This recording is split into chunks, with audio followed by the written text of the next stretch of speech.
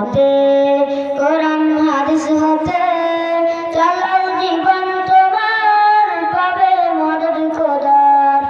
দোজখের আগুনে তুমি পাবে না তো ভয়, তোমার বুকে রাখো আল্লাহরই ভয়। আসবে না কোনোদিন কোনো পরাজয়, আসবে না কোনোদিন কোনো পরাজয়।